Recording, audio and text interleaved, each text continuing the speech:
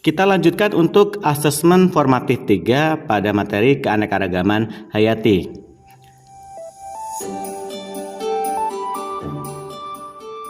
Soal yang pertama, keanekaragaman hayati memiliki beberapa nilai manfaat yang penting bagi kehidupan manusia.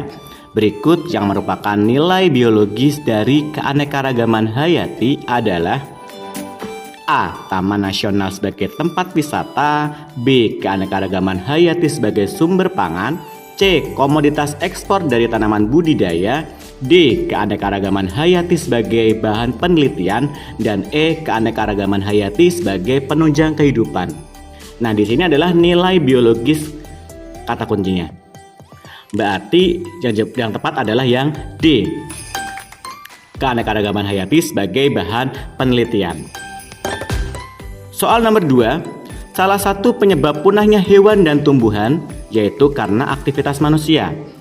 Berikut aktivitas manusia yang dapat menyebabkan punahnya hewan atau tumbuhan adalah, nah di sini jawaban lebih dari satu.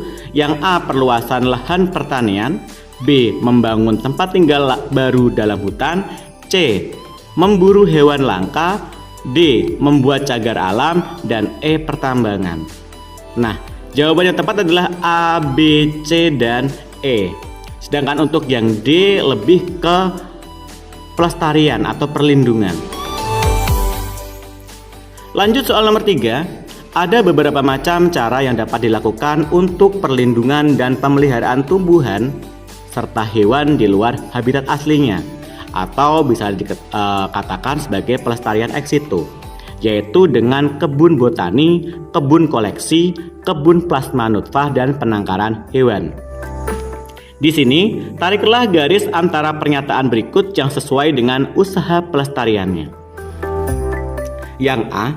Kebun yang berisi berbagai jenis plasma nutfah atau nutfah tanaman yang akan dipertahankan dan dikembangkan dalam bentuk hidup. Ini adalah kebun koleksi. Yang B. Kebun yang mirip kebun koleksi, tidak hanya mengembangkan plasma nutfah yang unggul, tetapi mencakup bibit tradisional serta kerabat liarnya.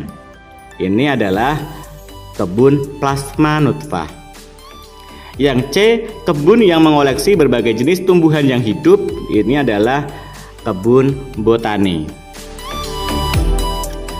Lanjut soal nomor 4. Mengapa keanekaragaman hayati di Indonesia berpengaruh terhadap kesehatan dunia yang terkait erat dengan isu perubahan iklim? Jelaskan. Nah, keanekaragaman hayati Indonesia berpengaruh terhadap kesehatan dunia yang terkait erat dengan isu perubahan iklim karena banyak risiko kesehatan mengantisipasi perubahan iklim berhubungan dengan perubahan dalam keanekaragaman hayati.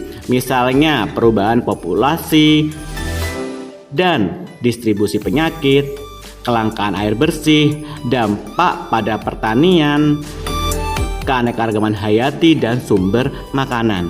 Hal ini karena spesies yang paling mungkin adalah spesies yang hilang penyangganya terhadap penularan penyakit menular. Sedangkan spesies yang masih hidup cenderung menjadi spesies-spesies yang meningkatkan penularan penyakit. Nomor 5. Usaha pelestarian tumbuhan dan hewan dilakukan dengan cara in situ dan ex situ. Jelaskan perbedaan kedua usaha pelestarian tersebut serta berilah contohnya masing-masing.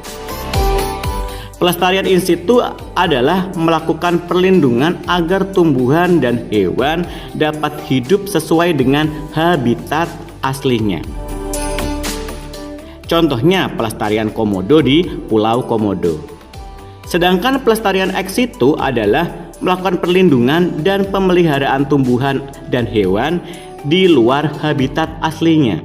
Contohnya koleksi kelapa di Bone-Bone.